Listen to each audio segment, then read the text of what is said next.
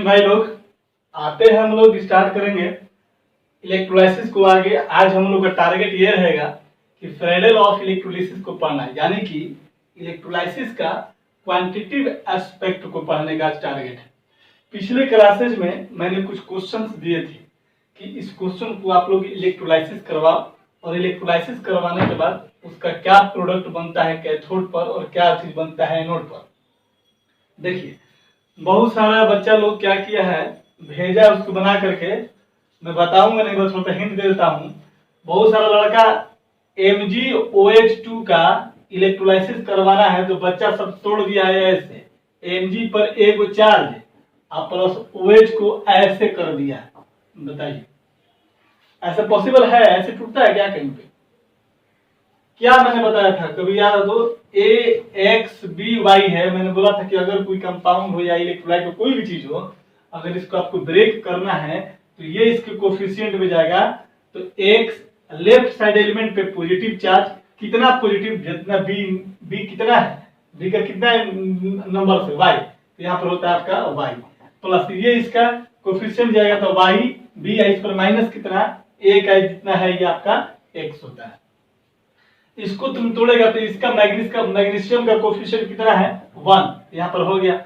ठीक है, अब इस पर पॉजिटिव चार्ज कितना होगा, लेफ्ट साइड है तो प्लस होगा, कितना जितना ये वाला है, कहोगे दूगो, तो यहाँ पर कितना करेंगे तो, और यहाँ पर इसका कोफिशिएंट तो इसका OH कहोगे दोगो, तो यहाँ पर 2 आ जाएगा इसका कोफिशिएंट यहाँ पर, और यहाँ पर माइनस कितना होगा जितना इसकी संख्या है 1, इस तरह से टूटेगा। CaCl2 को बच्चा सब तोड़ दिया है, Ca प्लस और Cl2 माइनस। बताइए तो ये सब ब्लेंडर है ना? ये सब 11 क्लास में हम कई बार डिस्कस किए हैं, मूल पढ़ाए हैं, वहां पर भी बेसिक क्लासेस में भी। तो ऐसे भाई गलत हो जाएगा, ठीक ना, याद रखिए, कोई दिक्कत नहीं है, बन जाएगा। अब OH का OH2 का इस तरह से कोई ऑक्सीडेशन करवाता है क्या? नहीं करवाता। अब इसको जब भी ऑक्सीडेशन करते कितना हो जाएगा 2OH माइनस, 2 को नेगेटिव चार्ज है, यहाँ से तुम 2 इलेक्ट्रॉन को निकालेगा तो क्या बन जाएगा 2OH बन जाएगा। अब ये 2OH पे आपका क्या है बाबू, अनस्टेबल है। तो अनस्टेबल है तो हम लोग इसको क्या करेंगे, तो इसी 2OH को हम लोग ऐसे लिख सकते हैं क्या, H2O2 लिख देंगे, तो ये हमारा होगा नहीं। हम लोग को क्या करेंगे, इसको लिखेंगे H2O प्लस कितना हाफ O2 कर देंगे, हमारे ये ऑक्सीजन गैस क्या कर जाएगा, निकल जाएगा। और मैंने ओवरऑल लास्ट में फाइनल रिजल्ट मैंने लिख दिया था कि जब भी आपका OH है, अगर इसका ऑक्सीडेशन कराओगे, OH का ऑक्सीडेशन करवाएंगे तो ऑलवेज कौन सा O2 गैस देगा, है ना। और यहाँ पर हमने बताया था कि H प्लस का जब भी होता है रिडक्शन करवाएंगे तो क्या बनता है H2 गैस बनता है। तो भाई ये सब गलती मत कीजिए आप लोग, ठीक ना। ये सब बहुत छोटी छोटी चीजें हैं और मैं ऑलरेडी करवा चुका हूँ ये सब बहुत बार। हर मतलब मेरे को लगता है कि फिजिकल केमिस्ट्री सॉल्यूशन में भी मैंने इसको डिस्कस किया होगा जब 1 to फैक्टर में बता रहा था। तो चलिए आज हम लोग कुछ और देखेंगे, है ना, कुछ और इलेक्ट्रोलाइसिस करवाएंगे। जो पीछे दिया था उसमें से भी एक अधूरा रहेगा। इसमें आज हम पढ़ेंगे, कभी कोई क्वेश्चन में डाइल्यूट लिखा रहेगा और कभी क्या रहेगा कि नेचर्स ऑफ इलेक्ट्रोड पे जो डिपेंड करता था इलेक्ट्रोलाइसिस प्रोसेस, वहां पर भी देखेंगे। जैसे कोई पूछेगा कि एक्वस CuSO4 का इलेक्ट्रोलाइसिस करवाइए जब आपका इलेक्ट्रोड प्लेटिनम का हो या ग्रेफाइट का हो। पिछले क्लासेज में जो मैं 3-4 क्वेश्चन दिया था उसमें लिखा था using platinum electrode. Platinum electrode बोले या ग्रेफाइट इलेक्ट्रोड बोले, ये दोनों क्या होते हैं बाबू, नॉन अटैकेबल होते हैं। मतलब कि इलेक्ट्रोलाइसिस में जो हो रहा है रिएक्शन, वहां पर उनका कोई रोल नहीं होगा, मतलब उसके रिएक्शन में कोई डिस्टर्बेंस नहीं करेगा, है ना। लेकिन अगर मैं बोल दूं कि CuSO4 है और इसका एक्वस CuSO4 है, इसका इलेक्ट्रोलाइसिस करवाइए और इलेक्ट्रोड जो यूज करना है वो आपको कॉपर का इलेक्ट्रोड यूज करना है, PT का नहीं यूज करना है ना, ग्रेफाइट का नहीं यूज करना है, कॉपर का यूज करना है। यानी कि कॉपर क्या है, अटैकेबल इलेक्ट्रोड है, यानी कि ये रिएक्शन को डिस्टर्ब कर सकता है, ये प्रोडक्ट को डिस्टर्ब कर सकता है। तो आज इस तरह का कुछ देखेंगे, है ना। फिर हम लोग देखेंगे डाइल्यूट H2SO4 का इलेक्ट्रोलाइसिस देखेंगे, फिर कॉन्सेंट्रेटेड H2SO4 का देखेंगे, है ना, AgNO3 का देखेंगे, है ना, एक्वस का एक पीटी इलेक्ट्रोड को देखेंगे जो क्वेश्चन में दिया था मैंने, और आज ये सिल्वर इलेक्ट्रोड के इस्तेमाल करके भी देखेंगे, है ना। तो क्वेश्चन लिख लो पहले, फिर बारी बारी देखते हैं हम लोग। यहां पर मैं क्वेश्चन लिख देता हूं, है ना। Find the electrolysis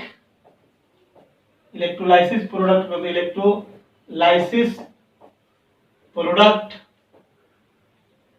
for a का बताना है। पहले हम लोग बात करते हैं क्या, डाइल्यूट HCl, है ना। दूसरा में बी कर देना डाइल्यूट H2SO4, सी में कर देना कॉन्सेंट्रेटेड H2SO4, है ना। फिर डी में कर देना ABCD में कर देना एक्वस CuSO4, फिर ई में कर देना aqueous CuSO4 using copper electrode, copper का इलेक्ट्रोड होगा, ठीक ना। यहां सब जितना भी है ये सब यूजिंग पीटी इलेक्ट्रोड बोलो, है ना, या ग्रेफाइट इलेक्ट्रोड बोलो, है ना, या कोई इनर्ट इलेक्ट्रोड का नाम दे दो कि इनर्ट इलेक्ट्रोड, है ना, कोई दिक्कत नहीं है।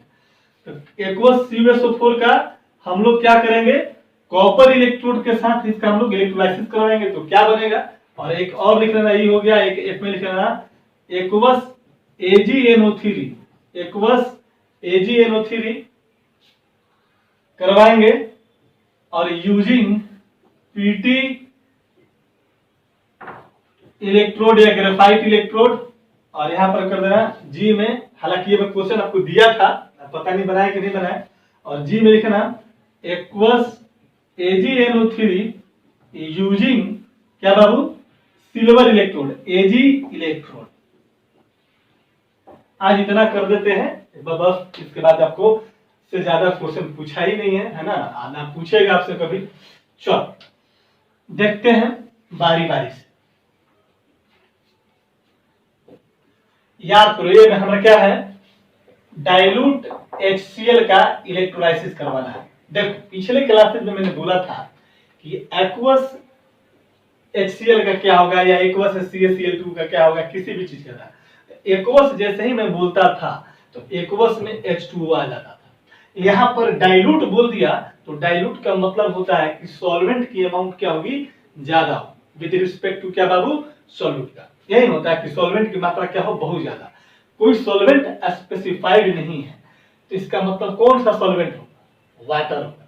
तो जहां पर भी डाइल्यूट बोले, ध्यान से, जहां पर भी डाइल्यूट बोले आप इसको ये समझना, इट मीन्स एक्वस HCl।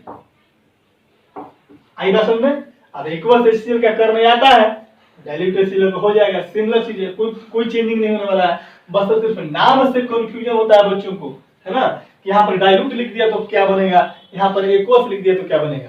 तो अगर जहां पर भी डाइल्यूट टर्म मिल जाए, डाइल्यूट, उसका मतलब क्या समझना है, एक्वस की बात कर रही है, जो एक्वस में करते हैं कर देना है। तो क्या कर देंगे बोल, तो HCl है, एक टूटेगा H प्लस Cl माइनस में, और दूसरा क्या है, डाइल्यूट के लिए, एक्वस के लिए बात क्या होगा, फिर H2O मेरा हो जाएगा, तो ये टूटेगा किस में बाबू, H प्लस और OH माइनस में। तो लगा दो एट कैथोड पे। अब देखो बंदा अगर बहुत चालाक है, प्रैक्टिस हो गया है, यही क्वेश्चन ऑब्जेक्टिव में पूछ देगा। तो कैथोड पर रिडक्शन होता है, यानी कि कैथोड पर कौन जाएगा, पॉजिटिवली चार्ज जाएगा, है ना। अब देखो यहाँ पर भी H प्लस है और यहाँ पर भी H प्लस है, दोनों आयन सेम है, इनमें कोई कंपटीशन होने वाली बात है नहीं। अरे बाबा यहाँ पर भी H प्लस, यहाँ पर भी H प्लस, दोनों में से कोई भी भेजा दो तो H प्लस किस में कन्वर्ट हो जाएगा, H2 पे। कहाँ पर, कैथोड पर क्या बन जाएगा, H2, और यहाँ OH माइनस है, यहाँ Cl माइनस है। अभी दोनों एनायन है, तो एनायन का ऑक्सीडेशन पोटेंशियल देखते हैं, और ऑक्सीडेशन पोटेंशियल जिसका ज्यादा वो एनोड पर सबसे पहले जाएगा, उसकी ऑक्सीडेशन पहले होगी। तो OH माइनस का ऑक्सीडेशन पोटेंशियल जो होता है क्लोरीन माइनस से क्या होता है, कम होता है। तो ये Cl जाएगा एनोड पर, Cl किस में टूट जाएगा, Cl2 में टूट जाएगा, माने Cl2 में फॉर्म कर जाएगा। आई बात समझ में। तो उतना लिखने की जरूरत नहीं है, आप समझदार है, हम लोग समझ गए होगा। फिर भी मैं लिख देता हूं, एट कैथोड पर क्या हो जाएगा बोलो, H प्लस प्लस 1 इलेक्ट्रॉन क्या बन जाएगा, H, और ये अनस्टेबल होता है, या प्राइमरी रिएक्शन में अंतर्गत आएगा, प्राइमरी रिएक्शन इसको बोलेंगे। फिर क्या होता है, एक प्लस में H और जोड़ देंगे तो क्या बन जाएगा, ये 2H बन जाएगा, और इसको हम लोग बोलेंगे सेकेंडरी रिएक्शन। और इस 2H को तुम क्या लिख सकते हो, H2, जो कि क्या है, अनस्टेबल फॉर्म है। यहाँ पर क्या हो जाएगा, मॉलिक्यूल हो जाएगा। आई बात समझ में, कोई दिक्कत नहीं है। चलो अब यहाँ पर जब तुम H2 करोगे तो यहाँ पर क्या करना पड़ेगा, दो, यहाँ पर एक इलेक्ट्रॉन की जगह क्या करना पड़ेगा तुमको, दो करना पड़ेगा। ये 2H मैंने डायरेक्ट बोला, लिखा था पिछले क्लास में, ठीक है ना। तो इस चीज को हमेशा ध्यान में रखना है ना। लिख दो, मैं डायरेक्ट कर देता हूं, 2H प्लस प्लस 2 इलेक्ट्रॉन क्या बन जाएगा, H2 बन जाएगा, है ना। ये क्या है, गैस। आई बस समझ में, पिछले क्लास में अलग अलग करके लिखवा दिया है, ठीक है। अच्छा, एट एनोड की अगर मैं बात करूं तो एनोड पर देख तो क्या हो जाएगा, कैथोड तो होगा Cl और OH माइनस। तो बता दो दोनों में किसका ऑक्सीडेशन पोटेंशियल ज्यादा, Cl माइनस का। तो Cl माइनस डायरेक्ट में कर देता हूं, 2Cl माइनस माइनस 2 इलेक्ट्रॉन क्या बन जाएगा, Cl2। तो कैथोड पर H2, एट एनोड पर Cl2। एक्वस का भी कराया था तो यही प्रोडक्ट बनता, और डाइल्यूट की बात करेंगे तो सेम चीज। क्लियर है, चलो नोट करो, बता दो इसको, कोई दिक्कत नहीं है। देखो यार, छोटी छोटी बातों को हमेशा बेसिक अच्छा रहना चाहिए। बेसिक अच्छा रहेगा तो आप खुद से भी पढ़ाई कर लीजिएगा, ठीक है ना, पढ़ाने की जरूरत भी नहीं पड़ेगी। देखो यार, बी में क्या है, डाइल्यूट H2SO4। क्या करेंगे, सिंपल सा है, H2SO4 टूटेगा, H plus plus SO4 minus minus में, यहाँ 2H प्लस हो जाएगा, कोई दिक्कत नहीं है। 2H plus plus SO4 minus minus, अब फिर डाइल्यूट है तो H2 लगा दो, एक्वस लगा दो, ये कितना आएगा, H प्लस प्लस कितना में वो कितना हो जाएगा, OH क्या हो जाएगा, माइनस हो जाएगा। तो बोल तो एट कैथोड, कैथोड पर क्या होता है, रिडक्शन। रिडक्शन किसके लिए, जो पॉजिटिव चार्ज है, यहाँ पर भी H प्लस, यहाँ पर भी H प्लस, दोनों सेम आयन है, दोनों में कोई कंपटीशन होने वाला नहीं है। तो simply 2H plus plus 2 electron क्या बन जाएगा, H2 बन जाएगा, ठीक है। एट एनोड की बात करेंगे तो एनोड देखो, एनोड पॉजिटिव टर्मिनल होता है, पॉजिटिव इलेक्ट्रोड होता है। पॉजिटिव इलेक्ट्रॉन कौन जाएगा, एनायन जाएगा, SO4 माइनस माइनस है, OH माइनस। अब इन दोनों में ऑक्सीडेशन पोटेंशियल जिसका ज्यादा होगा वो पहले जाकर के ऑक्सीडाइज करेगा एनोड पर। तो oxidation potential SO4 minus minus OH minus किसका होता है, OH माइनस का होता है। आई बस में, जब OH माइनस का होगा तो ये जाएगा, और आपको बताया था कि यहाँ पर OH माइनस है, यहाँ से तुम एक इलेक्ट्रॉन निकालोगे तो क्या बनेगा, OH अनस्टेबल है, तो यहाँ पर दो कर देंगे, यहाँ पर कितना जाएगा, तो 2 इलेक्ट्रॉन हो जाएगा, तो 2OH हो जाएगा। अब 2OH को तुम क्या लिख सकते हो, यहाँ पर 2OH को तुम लिख सकता है H2O प्लस कितना, हाफ O2। दैट इज कह सकते हैं कि तुम्हारा क्या बन गया, O2 गैस बन गया। कहां पर, एनोड पर।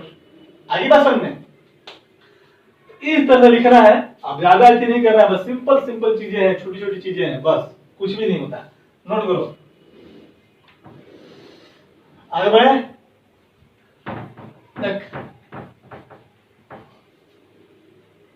अब प्राइमरी रिएक्शन सेकेंडरी रिएक्शन लिखने की जरूरत नहीं है ना, आप तो डायरेक्ट पूछेगा, डायरेक्ट इक्वेशन बना दो। आप कहीं पर 2 OH लिया है, कहीं पर 4 OH लेकर करता है, वो बैलेंसिंग है अपना, कोई उससे फर्क पड़ने वाला नहीं है, ठीक है ना। चलो देखो, कॉन्सेंट्रेटेड सी क्या है बाबू, कॉन्सेंट्रेटेड H2SO4 है। अब एक बात सुनो, अब कॉन्सेंट्रेटेड की बात करें तो क्या होगा, कॉन्सेंट्रेटेड का मतलब सॉल्यूट आपका क्या है, ज्यादा है, और पानी आपका क्या है बाबू, बहुत ही क्या है, आपका कम है, यही बात होती है ना। तो यहाँ पर कॉन्सेंट्रेटेड का मतलब कि वहां पर वाटर होगा लेकिन बहुत कम मात्रा में होगा। तो यहाँ पर भी सेम प्रोसेस करना है, थोड़ा सा ध्यान देना। देखो H2SO4 को तोड़ोगे तो 2H प्लस प्लस SO4 क्या हो जाएगा, माइनस माइनस हो जाएगा, ठीक है। और यहाँ पर तुम्हारा H2O के बहुत कम होगा, है ना, यहाँ पर H प्लस प्लस क्या हो जाएगा, तुम्हारा OH क्या हो जाएगा बाबू, माइनस माइनस हो जाएगा। अब देखो होता क्या है प्रोसेस का, कैथोड पे तो सिंपली क्या हो जाएगा, तेरा रिडक्शन हो जाएगा, कोई बात नहीं है। 2H प्लस दोनों सेम है तो 2H प्लस प्लस 2 इलेक्ट्रॉन क्या बन जाएगा, H2 बन जाएगा, कोई कहते हैं H2 गैस किस पर बाबू, कैथोड पर। एट एनोड की अगर हम बात करें तो याद रखना, अब देखो यहाँ पर क्या है, SO4 माइनस है, ये क्या है मेरा OH माइनस है। और कॉन्सेंट्रेटेड का मतलब आप लोग समझते हैं, जिसमें क्या हो कि सॉल्वेंट की मात्रा बहुत कम है। ये जो होता है ये भी प्रेजेंट है और ये भी प्रेजेंट है, लेकिन ये क्या है बहुत कम मात्रा में प्रेजेंट है। आप ऐसे समझ लीजिए, कोई क्लासरूम है ना, एक बहुत ताकतवर आदमी है, क्या है, एक बहुत ताकतवर आदमी है, सॉरी बहुत ज्यादा ताकतवर आदमी है, बहुत ज्यादा, है ना, और उसमें उल्टा बोल दिया मैं। देखो एक क्या है बहुत ताकत, अच्छा इन दोनों में अगर मैं बोलूं कि SO4 माइनस माइनस में और OH माइनस में ऑक्सीडेशन पोटेंशियल सबसे ज्यादा किसका, तुम बोलेगा किसका, OH का। तो आपके अनुसार जाना चाहिए इसको, लेकिन ये नहीं जा पाता है। क्यों? क्योंकि इसकी अमाउंट क्या है, बहुत कम है। अगर एक ताकतवर आदमी एक खली है ना, बहुत ताकतवर है, उसको मान लिया क्या, OH माइनस, और उसके साथ 50 गो मेरे जैसा आदमी है या फिर आपके जैसा आदमी, तो क्या 50 आदमी पे खली भारी पड़ेगा, या 50 आदमी मिलकर खली को प्राप्त कर देगा? स्वाभाविक सी बात है, तो 50 आदमी हमारे जैसा आदमी खली को तो बोल सकता है, नहीं बोल सकता है। तो वैसे सिचुएशन में क्या होता है कि ये ऑक्सीडाइज नहीं हो पाएगा, याद रखिएगा कॉन्सेंट्रेटेड केयर में। तो होता क्या है कि हमारा इलेक्ट्रोलाइटिक सॉल्यूशन में जिसका भी सॉल्यूशन, जैसे H2SO4 का इलेक्ट्रोलाइटिक सॉल्यूशन है, यानी कि H2SO4 मेरा क्या हो गया, सॉल्यूट, और उसकी मात्रा क्या है, बहुत ज्यादा।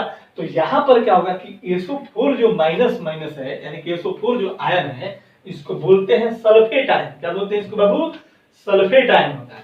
तो ये सल्फेट आयन क्या करता है कि ऑक्सीडाइज हो जाता है किसके रूप में, पर सल्फेट आयन के बारे में, किस बाबू, पर सल्फेट आयन में। तो यहाँ पर जो एनोड पर क्या होता है कि SO4 जो माइनस माइनस होगा, इसमें से तुम 2 इलेक्ट्रॉन को तुम यदि माइनस करोगे तो ये क्या होता है कि ये बन जाता है SO4। ये भी सल्फेट आयन है और ये सल्फेट है। हम लोग क्या करते हैं कि यहाँ पर हम लोग इसको स्टेबलाइज करने के लिए क्या करते हैं बाबू, यहाँ पर 2SO4 माइनस माइनस को हम लोग यहाँ से 2 इलेक्ट्रॉन को जब तुम माइनस करोगे तो ये क्या बनेगा, H2 और क्या बन जाएगा, OH बन जाएगा। 2 से गुना करेगा, 2 में सल्फर देते H2 लिख सकते हैं, ऑक्सीजन में 4 से 2 से गुना किया तो 4 दूनी का कितना, 8 लिख सकते हैं। तो इसको हम लोग बोलते हैं पर सल्फेट। क्या बोलते हैं बाबू इसको, पर सल्फेट बोलते हैं। आएगा समझ में? तो ऑप्शन में ये दिखे या आपको ऑप्शन में SO4 सॉरी H2 OH और 2 माइनस दे दे, तो ऑप्शन में ये बहुत कम मिलता है। अगर ये रहेगा तो ये मारेंगे, नहीं तो ये ज्यादा पॉपुलर पूछता है कि H2 और क्या होता है O8 माइनस पे क्या हो जाए बाबू, और H2O8 पे कितना 2 माइनस, और इसको हम लोग क्या बोलते हैं, पर सल्फेट आयन। याद रखना कॉन्संट्रेटेड H2SO4 का जब भी इलेक्ट्रोलिसिस करवाएंगे तो एनोड पर O2 मत बोल देना, है ना। इसकी मात्रा बहुत कम है, इसका पावर ज्यादा होने के बावजूद भी इसकी मात्रा बहुत कम है, कॉन्सेंट्रेटेड में ये ज्यादा है, और ये SO4 माइनस माइनस किस में तब्दील हो जाएगा मेरे बाबू, पर सल्फेट में जाकर के क्या होता है, कन्वर्ट कर जाता है। क्लियर है, कोई दिक्कत नहीं है।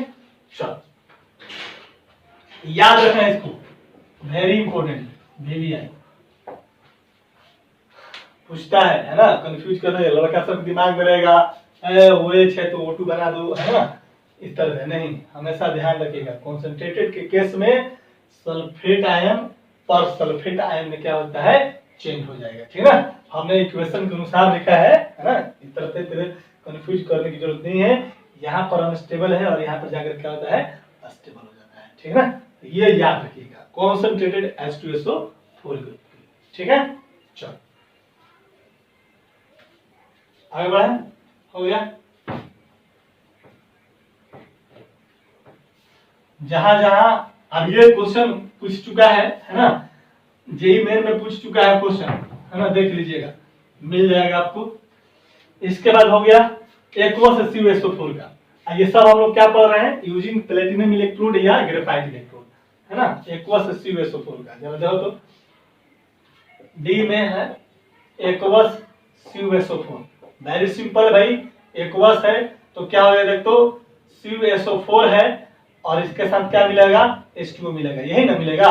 कराओ यहाँ पर, तो CuSO4 बनेगा तो Cu2 प्लस प्लस क्या हो जाएगा, SO4 माइनस माइनस टूटता है, और एक्वस के लिए H2 है, इसको तोड़ेंगे तो H प्लस प्लस कितना बाबू, OH माइनस।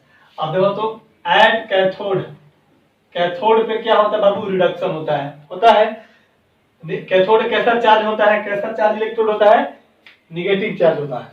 अब निगेटिव पर कौन जाएगा, कीटायन जाएगा, प्लस वाला। अब इन दोनों में देख तो किसका ऑक्सीडेशन सॉरी किसका रिडक्शन पोटेंशियल ज्यादा है, याद करो H प्लस का रिडक्शन पोटेंशियल डी ब्लॉक के एलिमेंट से क्या होता है, कम होता है ना इसका किसका ये इसका किससे ज्यादा होता है भाई, अल्कली मेटल का, अल्कलाइन अर्थ मेटल का, बोरोन फैमिली के जो कीटायंस होते हैं उससे क्या होता है, इनका स्टैंडर्ड रिडक्शन पोटेंशियल क्या होता है, ज्यादा होता है, तो ये जाकर के क्या कर जाता था, डिपोजिट कर जाता था। लेकिन इस बार कहानी उल्टा है, इससे ज्यादा इसका रिडक्शन पोटेंशियल है, तो कैथोड पर क्या करेगा, ये जाएगा, तो उसके लिए क्या लिखेंगे, Cu2 प्लस प्लस 2 इलेक्ट्रॉन जाकर के क्या बना देगा बाबू, Cu बना देगा।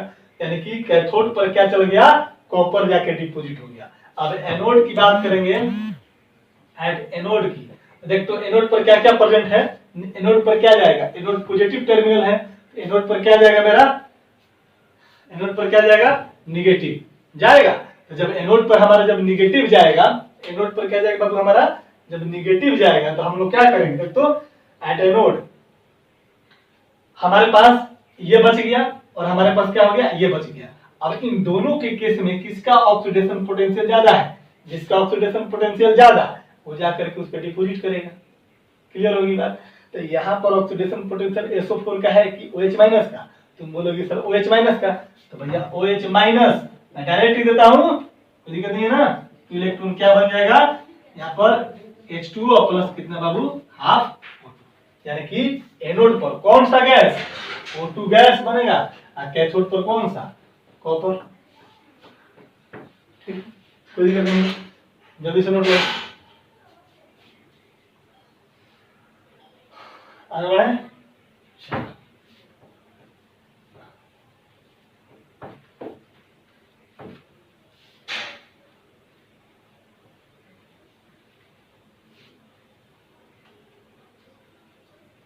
देखो डी हो गया, ई देखो, इसको भी इंपोर्टेंट कर लेना मेरे भाई, है ना, वेरी इंपोर्टेंट, याद रखना।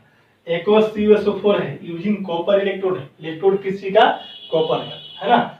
देखो यहाँ पर पहले इसका डायग्राम बनाता हूं मैं, इसके बाद तुम अपने आप को समझ लेना। यहाँ पर एक इलेक्ट्रोड यहाँ पर है, एक इलेक्ट्रोड यहाँ पर है, इसको मैंने बोला कैथोड जो निगेटिव टर्मिनल है, और इसको मैंने बोला क्या बाबू, एनोड, और जो कैसा है पॉजिटिव टर्मिनल है। और ये दोनों कैसे हैं, कॉपर के हैं। कैसे बाबू ये दोनों, मैं लिख देता हूं, electrode are made up of क्या बाबू, कॉपर, कॉपर का इलेक्ट्रोड है, ठीक है, ऑफ कॉपर। अच्छा तेरे पास सॉल्यूशन कौन सा है, CuSO4, क्या है बाबू, तेरे पास सॉल्यूशन कौन सा है, CuSO4 है। तो CuSO4 जब भी टूटेगा किसमें, Cu plus plus SO4 minus minus. अच्छा एक्वस है तुम्हारा, क्या है देखते हैं यहाँ पर, एक्वस है, एक्वस CuSO4 लेकर चले। तो एक्वस होगा तो पानी भी रहेगा इसमें, यहाँ पर H2O भी है, ये टूटेगा किसमें, H प्लस और किसमें बाबू, OH माइनस में टूटेगा। क्लियर है। तो देखते हैं यहाँ पर एट कैथोड, समझना बात, कैथोड पे जो रिएक्शन होने वाला है उसमें कोई भी चेंज होने वाला नहीं है। यानी कि कैथोड पर हमारा तो यहाँ पर एक केटायन कॉपर है और दूसरा केटायन क्या है मेरा, हाइड्रोजन है। इसका रिडक्शन पोटेंशियल ज्यादा होता है H प्लस के रिस्पेक्ट में, इसलिए कैथोड पर जो रिएक्शन होगा Cu2 प्लस में 2 इलेक्ट्रॉन जोड़ेंगे तो क्या बन जाएगा, ये Cu बन जाएगा। ठीक है। अब हम लोग आते हैं, हम लोग जानते हैं कि इलेक्ट्रोड जो होता है एक होता है अटैकेबल और एक होता है नॉन अटैकेबल। हम लोग जब पीटी का या ग्रेफाइट का जब इलेक्ट्रोड इस्तेमाल करते थे तो वैसे केस में होता क्या था कि रिएक्शन पे प्रभाव नहीं पड़ता, इलेक्ट्रोलाइसिस पे प्रभाव नहीं पड़ता था। लेकिन यहाँ पर जिस सॉल्यूशन का इलेक्ट्रोलाइसिस करवाना है उसी सॉल्यूशन के एटम का इलेक्ट्रोड है। अगर कॉपर सल्फेट का सॉल्यूशन है कॉपर सल्फेट, मेरा इलेक्ट्रोलाइटिक सॉल्यूशन है, और कॉपर का ही इलेक्ट्रोड जब हम लेंगे तो वहां पर प्रोडक्ट हमारा चेंज हो जाएगा। कारण क्या है, अब यहाँ पर जब इस तरह से जब केस हो तब ये मत बोल देना कि SO4 माइनस है और OH माइनस है, तो SO4 से OH माइनस है तो सर यहाँ पर O2 बन जाता है।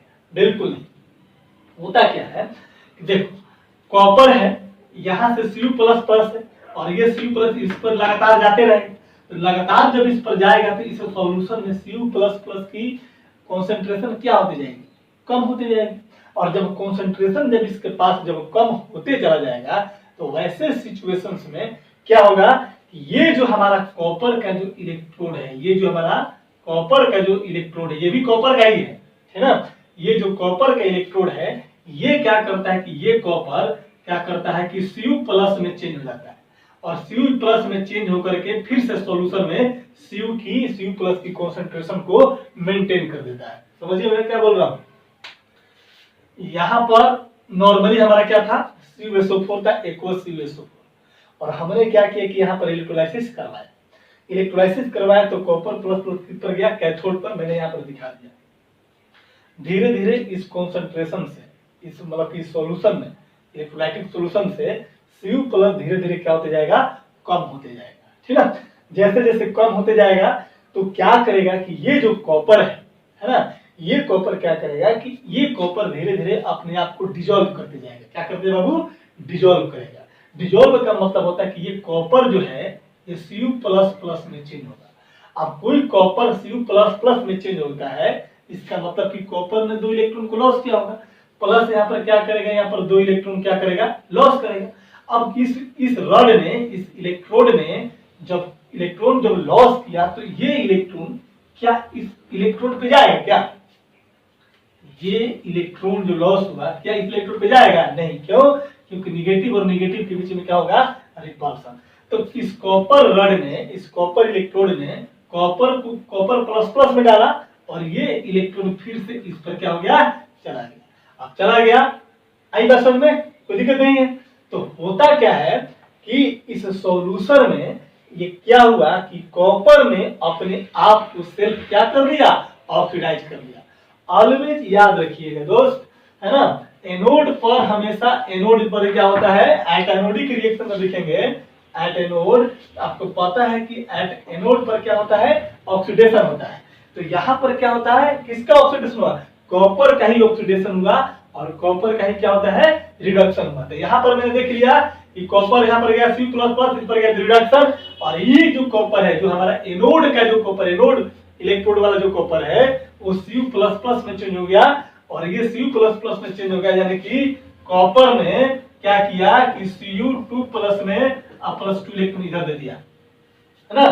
कॉपर में 2 इलेक्ट्रॉन बाबू जब लॉस करेगा तो Cu2 प्लस बनेगा, प्लस 2 इलेक्ट्रॉन यहाँ से बाहर चला गया वाला है। अब ये हमारा क्या हो गया, तो ऑक्सीडेशन नंबर 0, ऑक्सीडेशन नंबर कितना हो गया, +2। इसको क्या बोलते हैं, यहाँ पर प्रोसेस क्या कर देगा, ऑक्सीडेशन।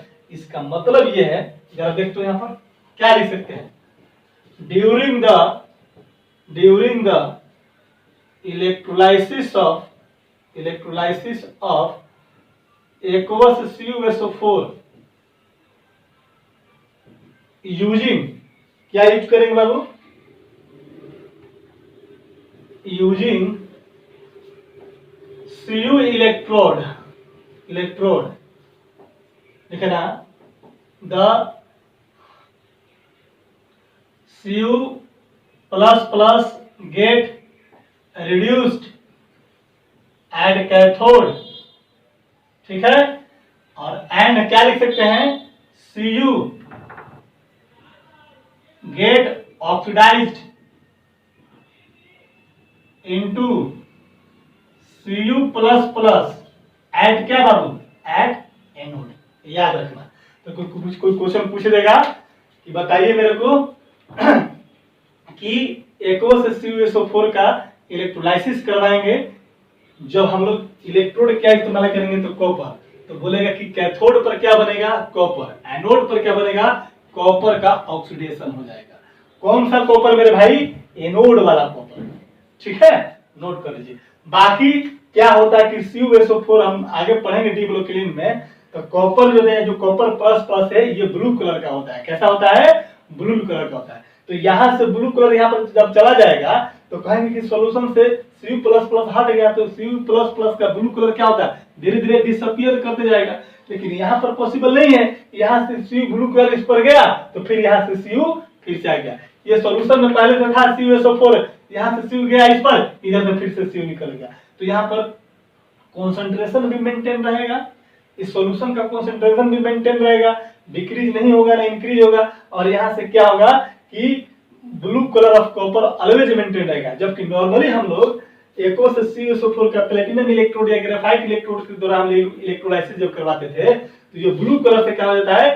पिंक कलर में कन्वर्ट कर जाता था, है ना, धीरे धीरे डिसअपियर हो जाता था। लेकिन होता क्या है कि यहाँ पर ऐसी बात नहीं है, क्योंकि यहाँ से जाकर इस पर ब्लू कलर जो है यहाँ पर जाकर इस पर डिपोजिट हो जाएगा। तो धीरे धीरे सोल्यूशन से ब्लू कलर खत्म होने की क्या पर होगा। जैसे ये होगा तो यहाँ से क्या होता है, इस कॉपर जो एनोड है यहाँ से Cu प्लस प्लस आ जाएगा और ये Cu प्लस प्लस फिर से क्या आ जाएगा? इस सॉल्यूशन में आ जाएगा तो ब्लू कलर ऑलवेज मेंटेन रहेगा, यानी कि कलर पे कोई चेंजिंग नहीं होने वाला है। ठीक है, पहले इसको नोट करो, ये पॉइंट नोट कर लिया ना, कोई दिक्कत नहीं है। During the electrolysis of aqueous CuSO4 using copper electrode the copper plus plus get reduced at का कैथोड, यानी कि कॉपर प्लस प्लस का रिडक्शन होगा कॉपर में कहां पर? कैथोड पे। और copper Cu get oxidised into Cu plus plus कहां पर? एनोड पर। ठीक है, चलो खोलो जल्दी। तो देखो दादा,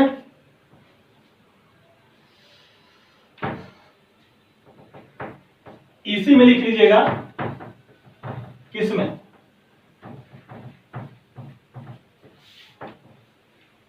इसी में जो अभी करवा रहे हम, ये वाला पॉइंट ई के लिए जो मैंने लिखा है अभी, जो स्टार देकर के लिखा था 2 पॉइंट, तीसरा पॉइंट इधर से लिख दीजिएगा। अच्छा देख, तो हमने बताया था कि यहाँ पर है, यहाँ पर क्या है? एनोड है, यहाँ पर क्या है? कैथोड है, बताया था ना। तो यहाँ पर जब Cu प्लस प्लस जाकर के इस पर डिपोजिट हो रहा था तो मैं बोलूंगा कि कैथोड का मास क्या कर जाएगा? बढ़ जाएगा कि घट जाएगा?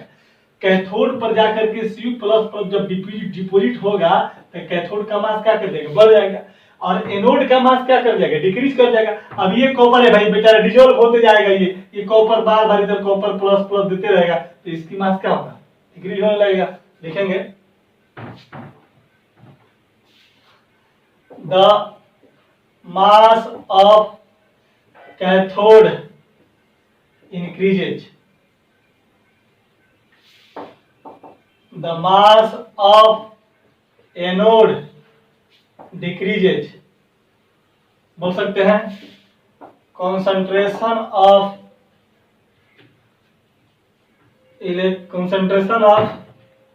Cu plus plus in electrolytic solution remain same।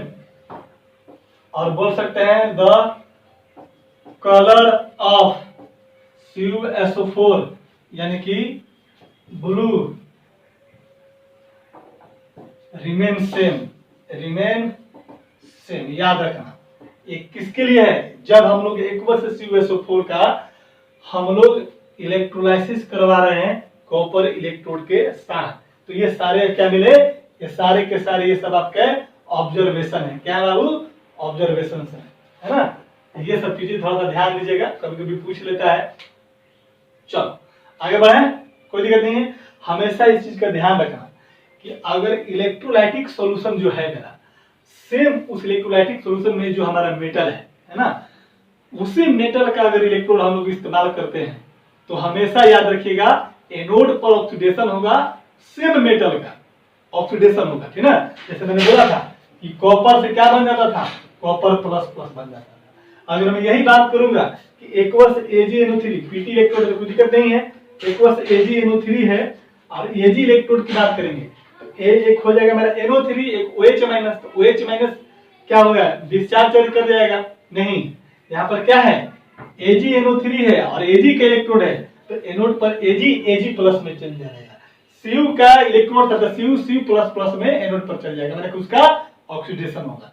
Oxidation का मतलब उसका क्षय होना, लॉस होना, कुछ जो लॉस कर रहा है। ठीक है, चलो आगे बढ़े, चलिए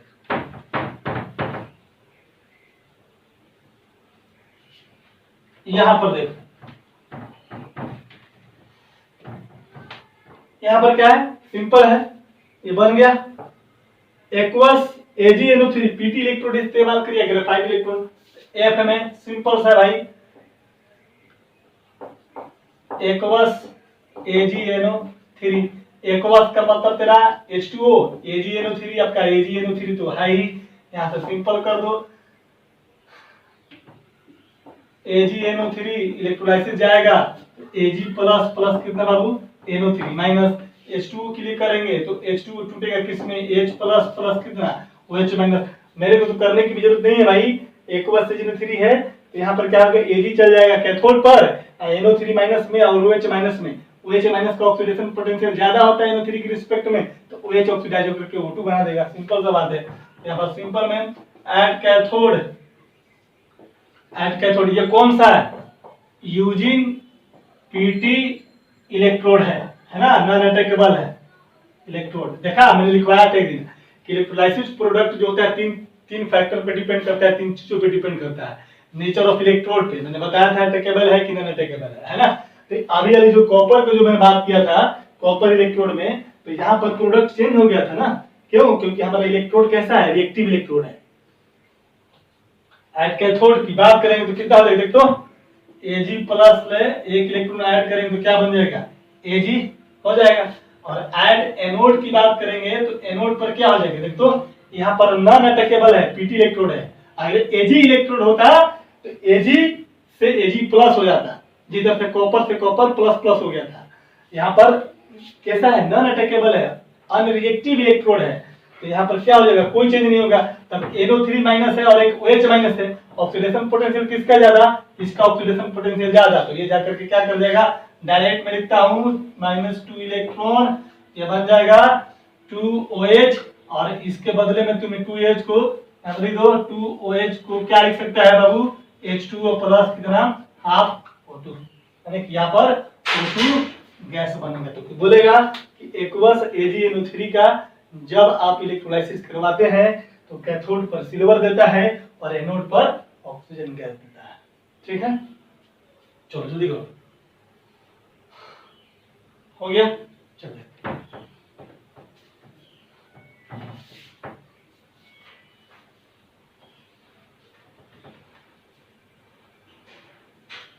अब लास्ट है मेरा कौन सा, एक्वस AgNO3,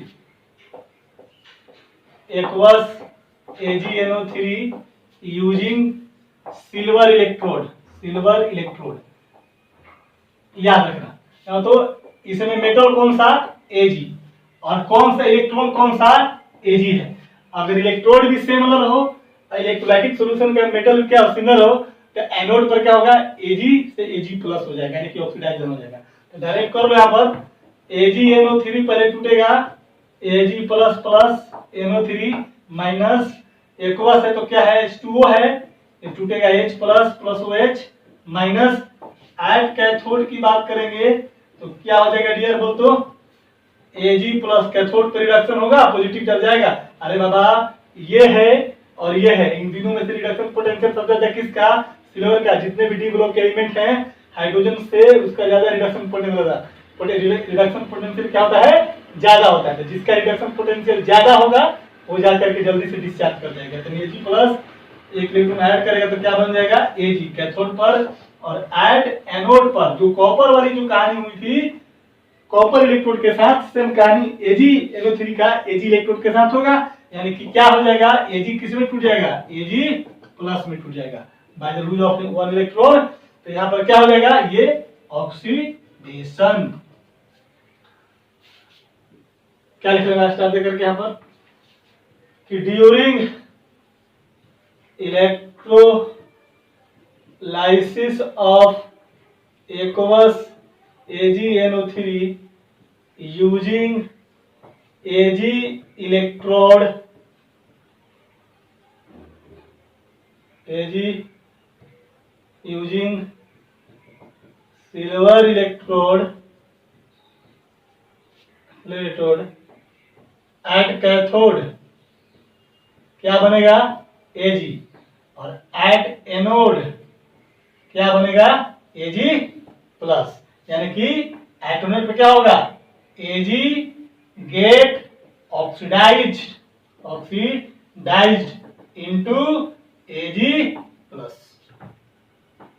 ठीक है, चलिए, तो ये था इलेक्ट्रोलाइसिस से रिलेटेड। यहां तक जो हम लोगों ने पढ़ा ये था हम लोग का qualitative aspect.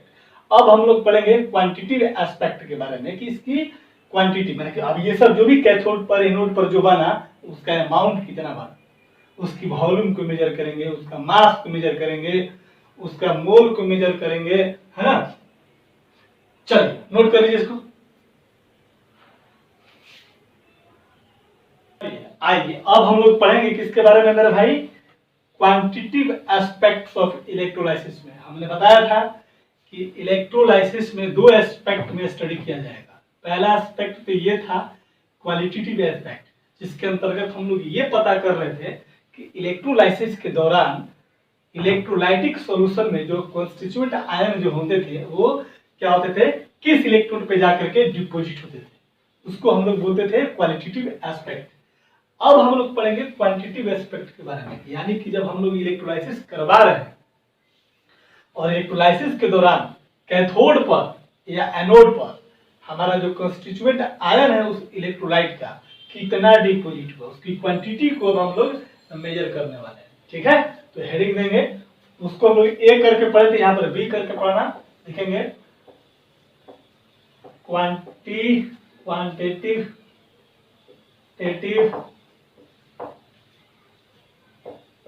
Aspect of electrolysis. क्या होता है मेरे भाई, लिखेंगे it gives the idea about measurement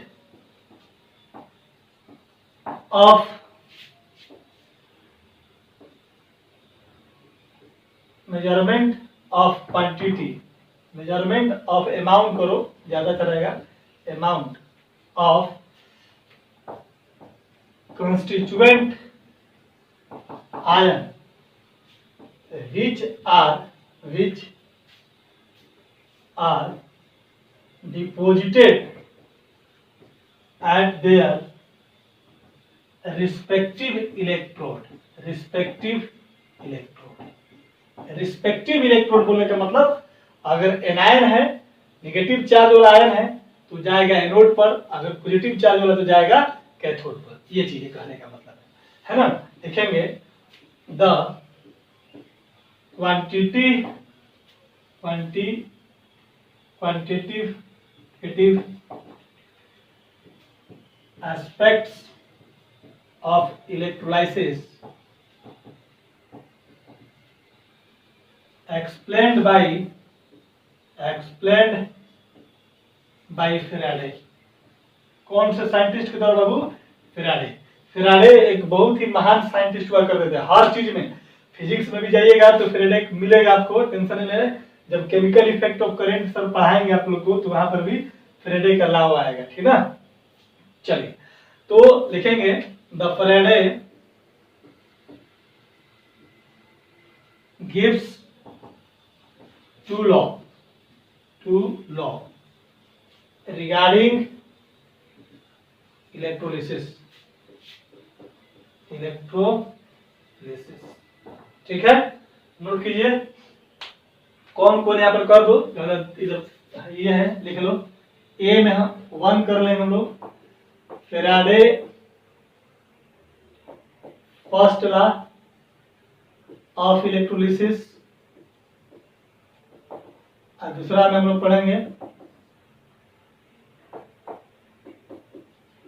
Faraday second law of electrolysis. ठीक है, चलिए नोट कीजिए इतना, बढ़े आगे। चलो डील करेंगे हम लोग सबसे पहले फेराडे फर्स्ट लॉ क्या होता है।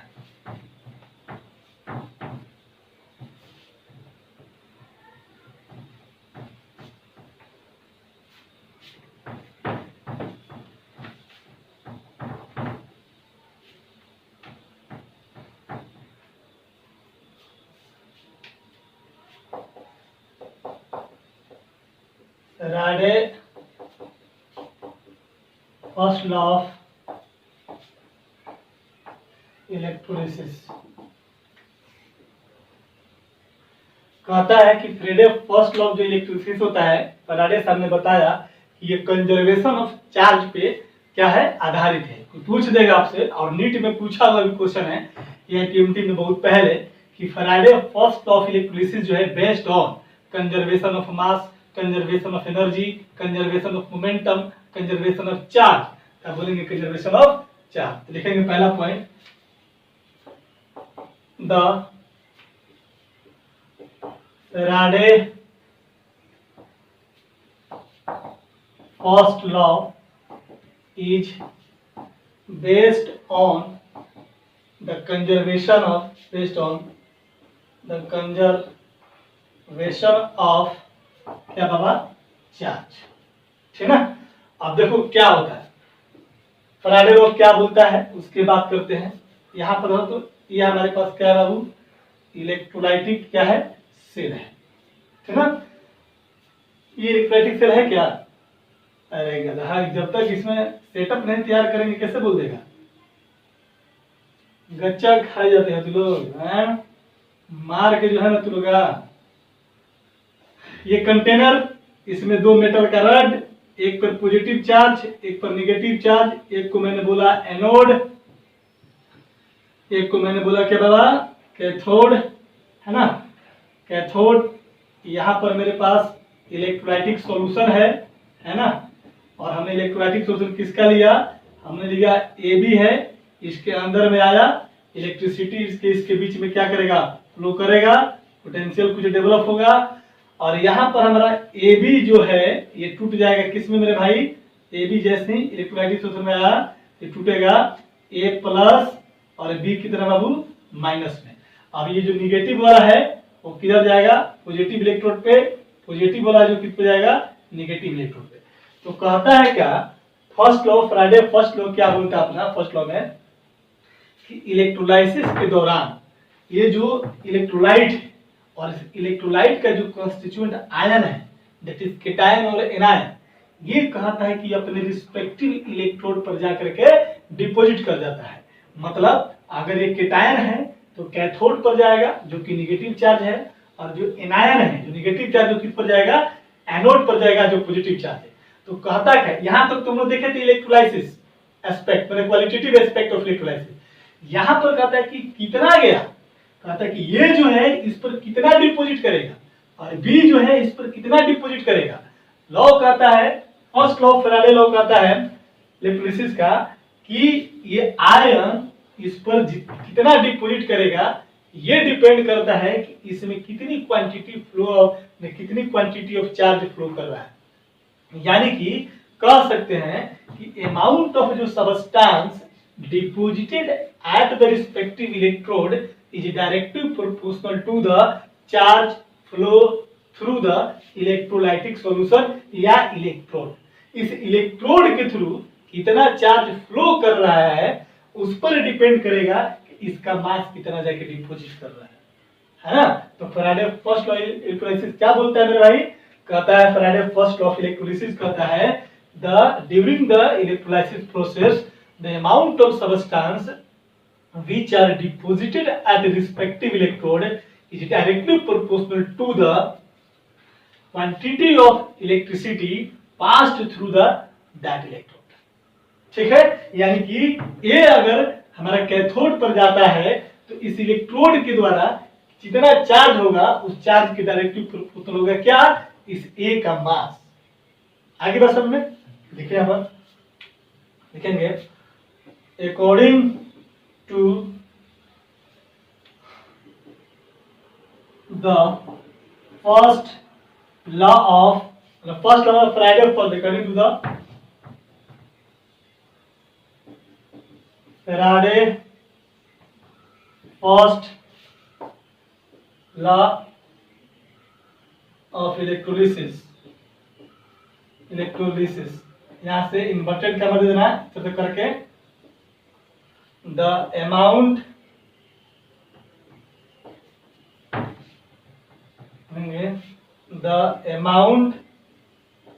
of ion get deposited at their respective electrode is directly proportional to the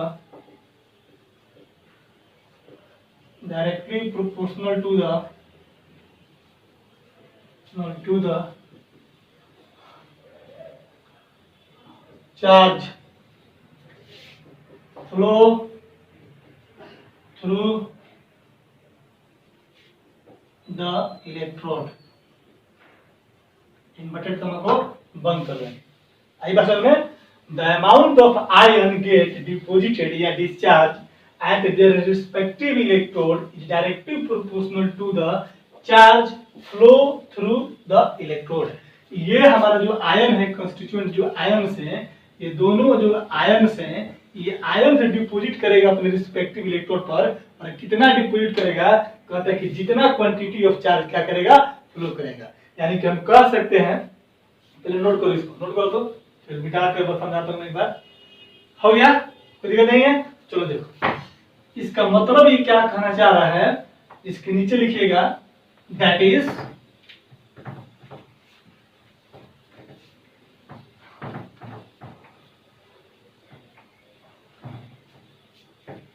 क्या लिखेंगे बाबू? लिखेंगे इसका दैट इज कह सकते हैं, जैसे ए है तो इसका मास कितना हो जाएगा? W A. क्या हो बाबू? W A directly proportional to कितना बाबू? क्यू। आई बात समझ में? यानी कि ए का जो मास है, वो किस पर डिपोजिट करेगा? कितना इसमें इलेक्ट्रिसिटी पास करता है, क्वांटिटी ऑफ चार्ज क्या करता है? पास करता है। ठीक है ना? देखो ये मसला कि ये क्यों लिख दिया मैंने, आप समझाने के लिए ना। जनरली आपका होता है amount of substance deposited directly proportional to the charge flow through the circuit या इलेक्ट्रोड। ठीक है ना? इसको तुम सॉल्व करेगा तो W बराबर साइन ऑफ प्रोपोर्शनलिटी को हटाएंगे तो कांस्टेंट टर्म आएगा Z इनटू कितना आ जाएगा बाबू? Q। आई बात समझ में? वेयर W क्या है? अमाउंट ऑफ आयन डिस्चार्ज या डिपोजिटेड एट इलेक्ट्रोड। हो गया? कोई दिक्कत नहीं है। क्यू क्या है? Charge flow through the electrode. आई बसन में? और यहां पर हो गया जेड क्या है? Electrochemical equivalent. क्या है बाबू? इलेक्ट्रोकेमिकल इक्विवेलेंट, जिसको शॉर्ट में ECE भी बोलेंगे। क्या बोलेंगे? E for electro, C for chemical, E for equivalent, electrochemical equivalent बोलेंगे। ठीक ना? कोई दिक्कत नहीं है। इसको इक्वेशन 1 मान लो, लिख लेंगे इक्वेशन 1 इज कॉल्ड क्या बोलेंगे बाबू? Faraday first law of electrolysis. 2 number में आएगा तो what do you mean by Faraday first law of electrolysis, आपको इतना लिखना पड़ेगा। आएगी बात समझ में? ये हो गया। सेकंड लॉ भी लिखना पड़ेगा। ठीक है ना? चलो सेकंड लॉ बाद में करेंगे, पहले इसको पढ़ लेते हैं हम लोग। नोट कीजिए इसको जल्दी से। हो गया? चलो देखो,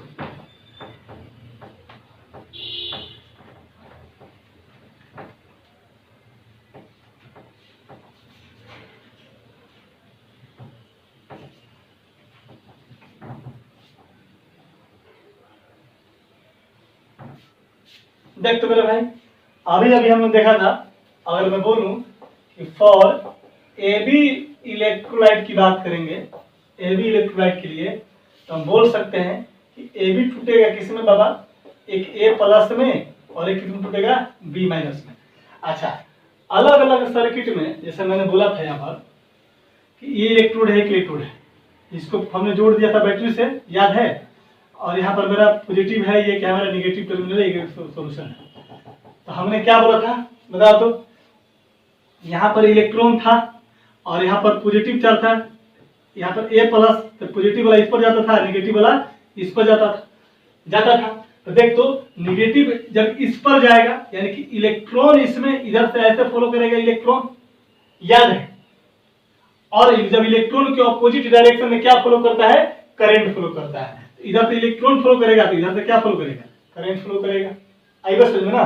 तो ये आप लोग जानते होंगे कि इलेक्ट्रॉन के जो डायरेक्शन होता है फ्लो ऑफ इलेक्ट्रॉन का, उसका ऑपोजिट क्या होता है, करंट का चार्ज होता है। तो अब मान ऐसा नहीं है कि यहाँ पर 5 कूलम का चार्ज फ्लो करेगा और यहाँ पर 10 कूलम का चार्ज फ्लो करेगा, ऐसा तो है नहीं। तो इलेक्ट्रिसिटी क्या रहता है, सेम रहता है, ठीक है। तो यही चीज है। तो इलेक्ट्रिसिटी यानी कि चार्ज में कोई बदलाव नहीं हो, चार्ज हमारा सेम रहेगा दोनों इलेक्ट्रोड के थ्रू, चाहे वो कैथोड हो चाहे फिर क्या होगा, एनोड हो। तो ये कहां पर जाएगा, कैथोड पे, और ये कहां जाएगा, एट एनोड पे जाएगा। इधर देख चुके हम लोग। तो हम लोग बोल सकते हैं अकॉर्डिंग टू फैराडे लॉ के हिसाब से, फैराडे फर्स्ट लॉ के हिसाब से क्या बोल सकते हैं बता तो, डब्ल्यू ए डायरेक्टिव प्रोपोर्शनल में कितना हो जाएगा, क्यू, और डब्ल्यू बी डायरेक्टिव प्रोपोर्शनल में कितना हो जाएगा, क्यू। कोई दिक्कत है, डब्ल्यू क्या है, अमाउंट ऑफ ए, डब्ल्यू क्या है बाबू, अमाउंट ऑफ ए इन ग्राम, ठीक है। और डब्ल्यू बी क्या है बाबू, अमाउंट ऑफ बी इन क्या, इन ग्राम।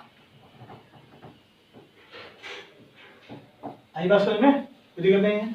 चलो चार्ज दोनों का सेम, ऐसा मतलब है कि डब्ल्यू है तो क्यू मत लिख देना, ठीक है, क्योंकि हमारे सर्किट में सेम चार्ज फ्लो करेगा, सेम करंट फ्लो करेगा, ठीक है। चलो नोट करो इसको, हो गया। चलो राजन, अब हम लोग बात करेंगे किसके बारे में, लिखेंगे सम इम्पोर्टेंट पॉइंट, है ना। अब आगे इसको एक्सप्लेन करेंगे हम लोग धीरे धीरे, लिखेंगे सम इम्पोर्टेंट पॉइंट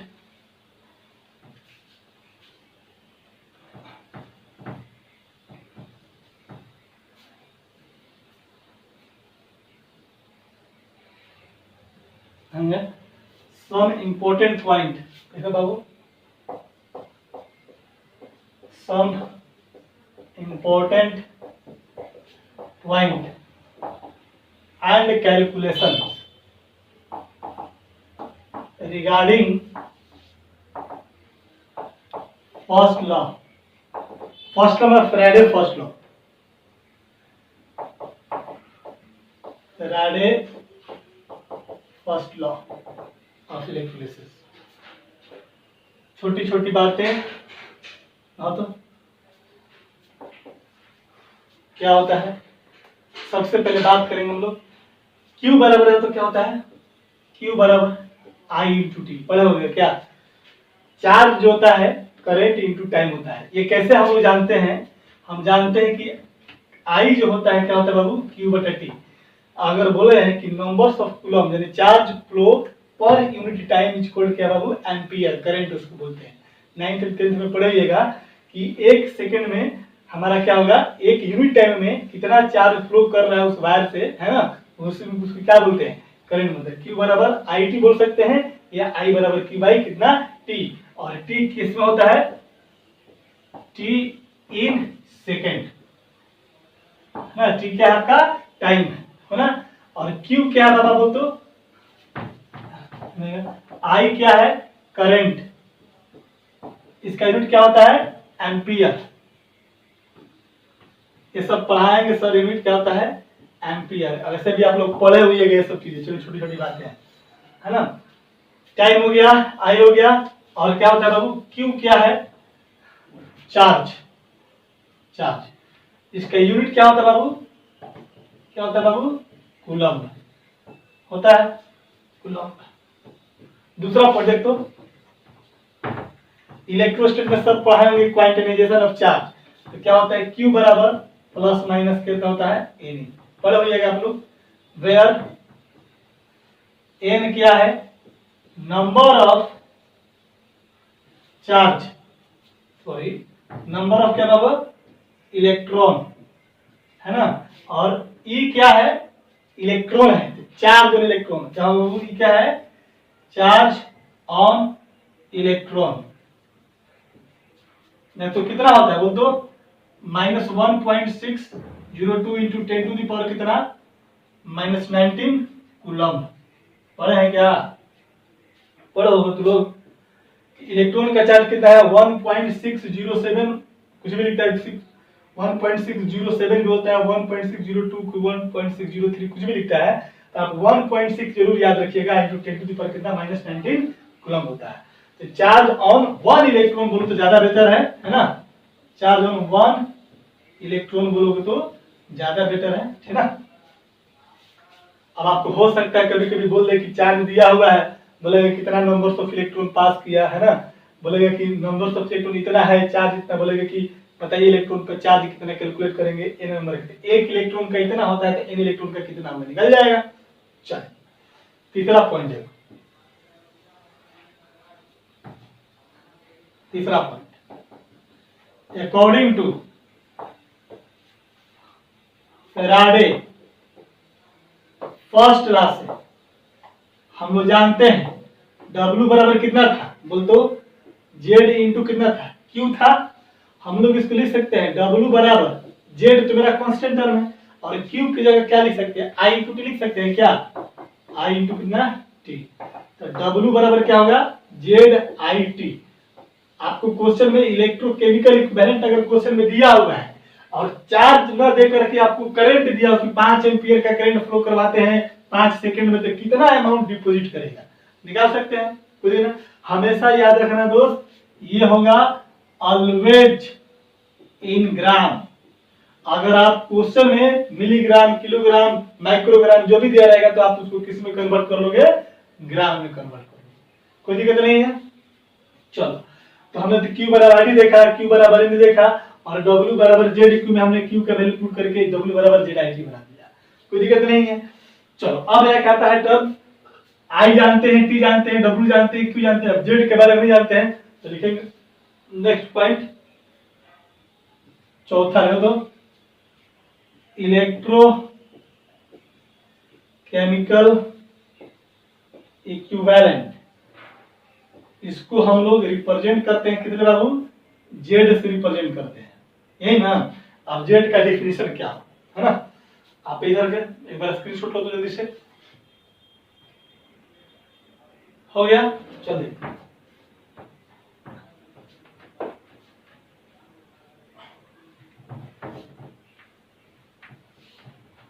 हम लोग इसको लिख सकते हैं, देखते बाबू क्या लिख सकते हैं, देखते हैं यहाँ पर लिखेंगे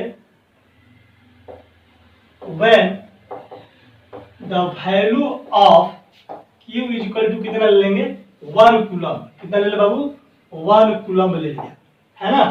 तो W बराबर क्या होता है Z इंटू Q, और W बराबर Z गुना Q की जगह कितना कर दिया 1 कर दिया, समझ रहे बात। यानी कि क्या हो जाएगा W बराबर कितना Z, बोल सकते हैं कोई दिक्कत नहीं है। क्या तुम बोलो, कहेंगे कि अगर इलेक्ट्रोलाइसिस के दौरान अगर 1 कूलम्ब का चार्ज 1 सेकंड में पास करे, समझिए बात करें, अगर 1 कूलम्ब का चार्ज 1 सेकंड में पास करता है और उसके दौरान जितना अमाउंट ऑफ आयन डिपॉजिट करेगा उसके इलेक्ट्रोड पर, that amount is equal to क्या, इलेक्ट्रोकेमिकल इक्विवेलेंट। यानी कि 1 कूलम्ब का चार्ज, 1 कूलम्ब का चार्ज में, समझिए बात को, 1 कूलम्ब चार्ज को फ्लो करवाने की वजह से आयन जितना डिपॉजिट करेगा, that amount of ion deposited at their respective electrode is equal क्या, इलेक्ट्रोकेमिकल इक्विवेलेंट।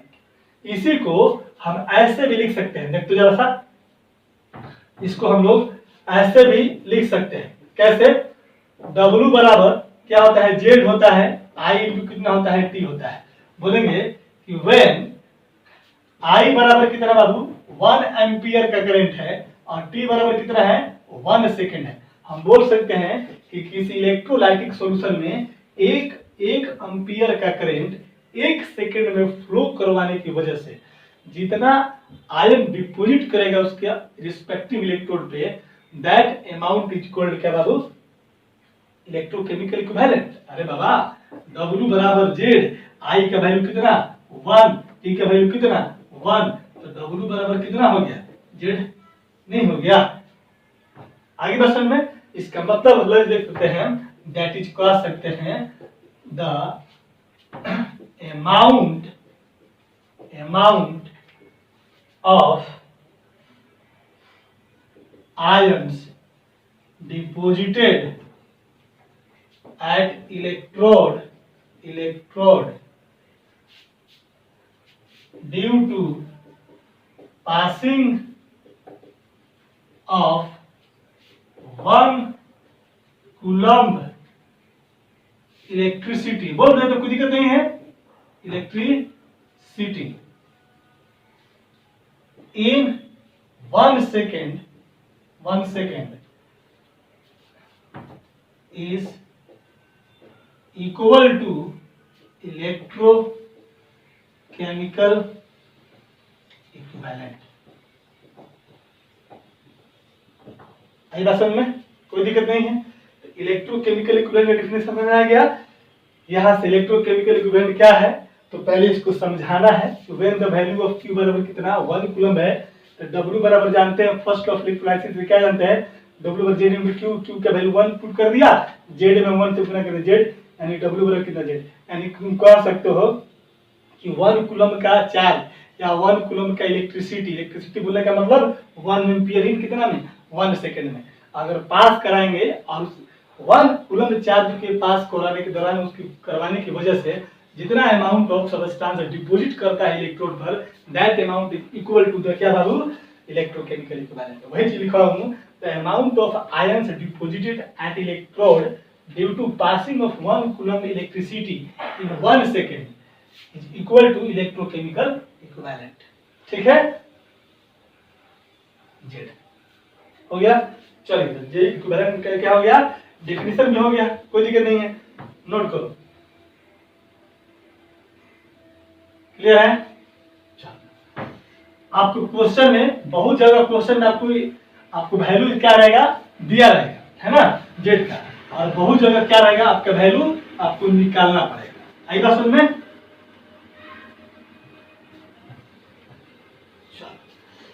4 पॉइंट हो गया ना, समझना है ना। 5वां पॉइंट है तो पॉइंट नंबर 5 देखो, पॉइंट नंबर 5 क्या कहता है,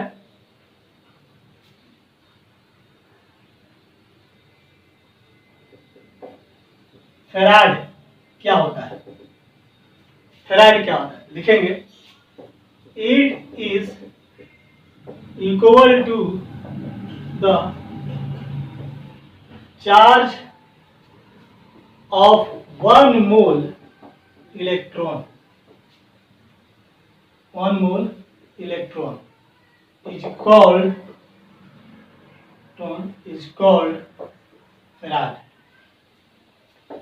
तो बोलेगा कि फेराड का मतलब क्या, फेराड क्या मतलब फेराडे से है, फेराड कांस्टेंट, ठीक ना।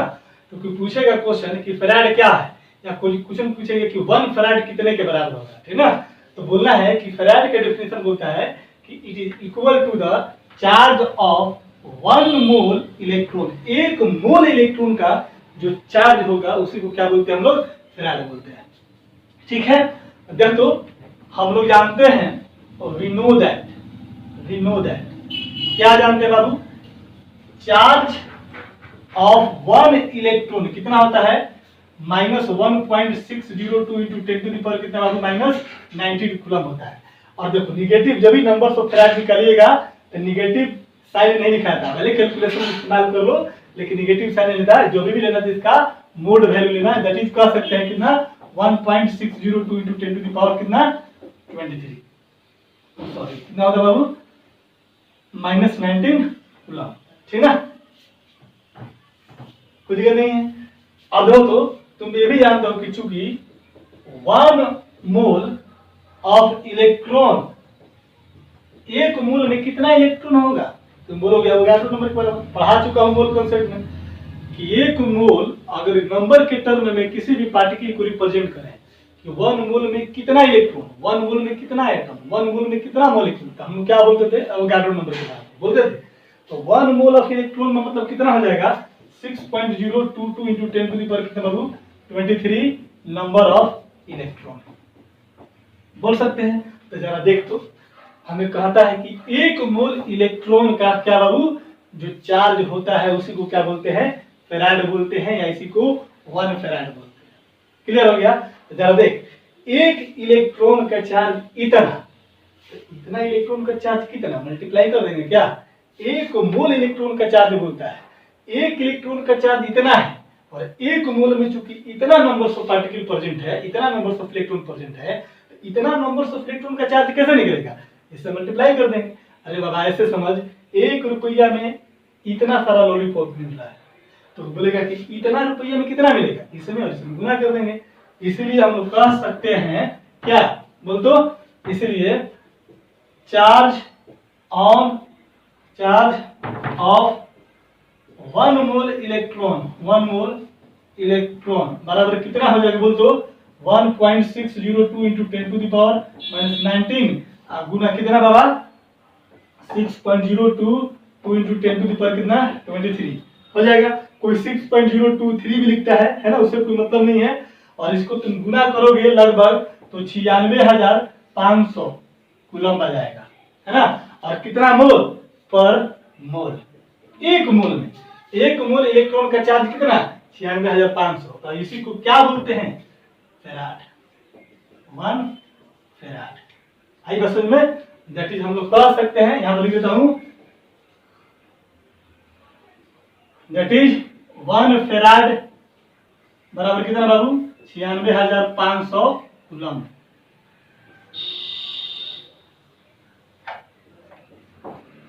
नोट कर लो इसको, आगे बस में कोई दिक्कत नहीं है, समझना है इस बात को, ठीक ना। एक फराड में 96,500, एक फराड बराबर कितना 96,500 कूलम होता है। और एक फराड का मतलब क्या होता है एक मूल इलेक्ट्रॉन का चार्ज। क्लियर है ना, डन। चल देखा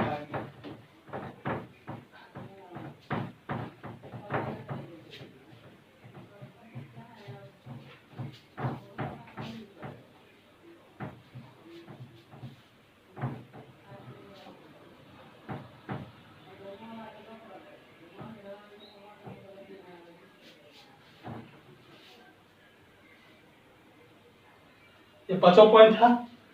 क्या था हमारा फाइनली क्या था कि 1 फेराड बराबर कितना हो गया 96,500 क्या बाबू कूलम हो गया, C4 कूलम।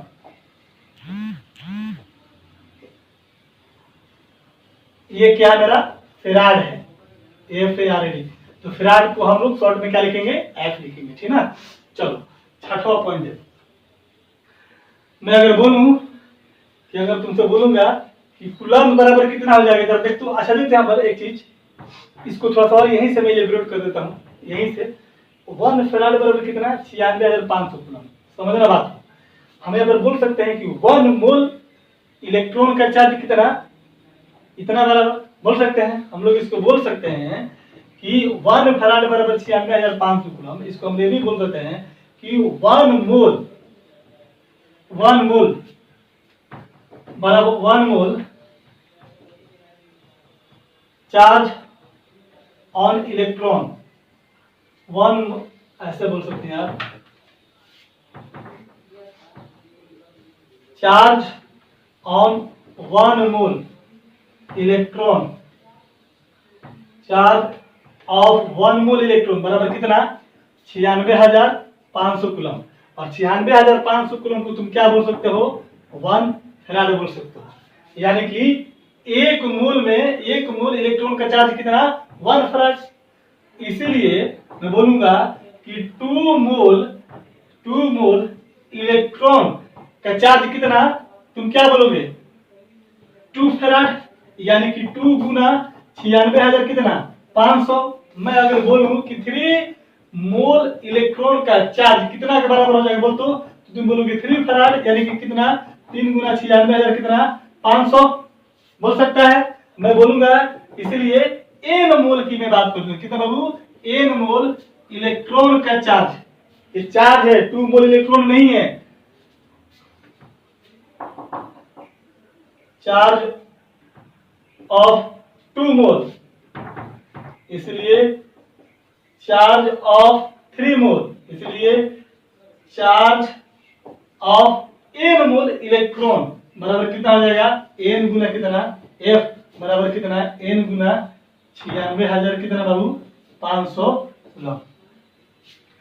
अब n मोल रिक्वायरमेंट होगी तेरी, जैसे बोलेगा कि यहाँ पर है, बोलेगा तेरे को कि Cu2 प्लस है, ये कैटायन है, और यहाँ पर कैथोड है, यहाँ पर क्या है तेरे पास एनोड है, तो बोलेगा कि ये जाकर के इस पे डिपॉजिट करता है, तो तुमसे पूछेगा कि कितना अमाउंट ऑफ चार्ज इसको चाहिए, कितना अमाउंट ऑफ चाहिए, तो तुम क्या इसको बोल सकता है कि Cu2 प्लस है, इसमें कितना इलेक्ट्रॉन, 2 इलेक्ट्रॉन को ऐड करेंगे तो क्या बनेगा, Cu, क्योंकि जैसे ये पॉजिटिव चार्ज है और इस इलेक्ट्रोड पर जाएगा तो जो पॉजिटिव चार्ज नेगेटिव चार्ज इसको क्या कर देगा, इसको न्यूट्रलाइज करेगा।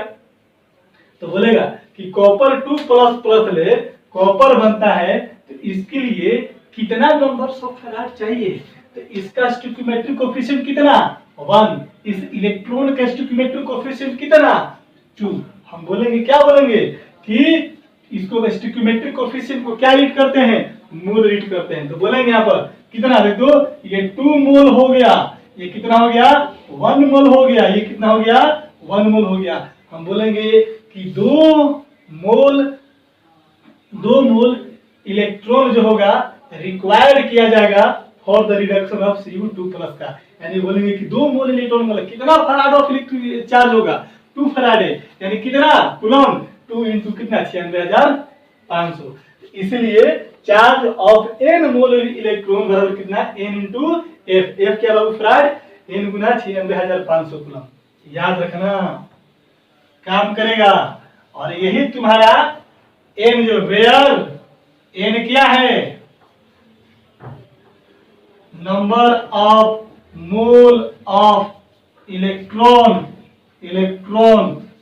रिक्वायर्ड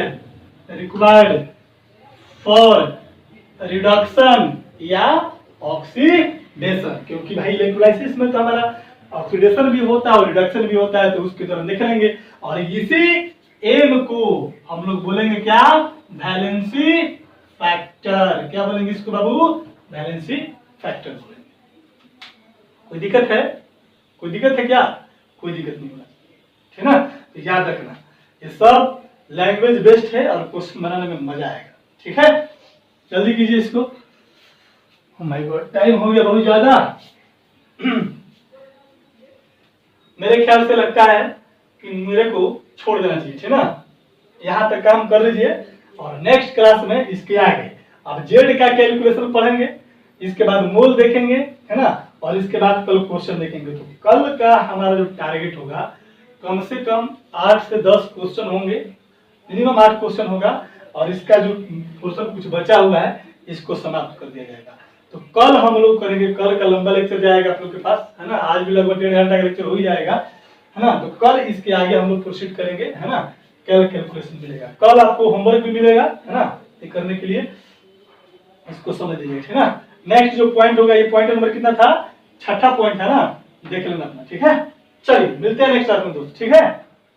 बार बार एक ही बात बोलूंगा, मन लगा के पढ़िए, एग्जाम का समय नजदीक आ गया है। एक स्टूडेंट ने मेरे को भेजा था कि 18 फरवरी से शायद एग्जाम का डेट आ गया है ना, लेकिन वो उसको सही मान भी सकते हैं, नहीं भी मान सकते हैं, लेकिन मैं उम्मीद करता हूँ कि मार्च से पहले एग्जाम नहीं होगा। तो आपके पास जो भी बच्चे हैं अपने आप को जल्दी जितना जल्दी हो सकता है अपने माइंड को अटेंशन कर ले, अटेंशन में डालिए, क्योंकि भाई एग्जाम होना ही होना है ना। भले सिलेबस को कम करके ले, ज्यादा करके ले, लेकिन लेगा आपका, ठीक है ना। तो पढ़ाई करते रहिए, मजाक मत कीजिए ना, मजाक करेंगे तो दिक्कत हो जाएगी, ठीक है। चलिए मिलते हैं नेक्स्ट क्लास में, तब तक के लिए हैव अ नाइस डे।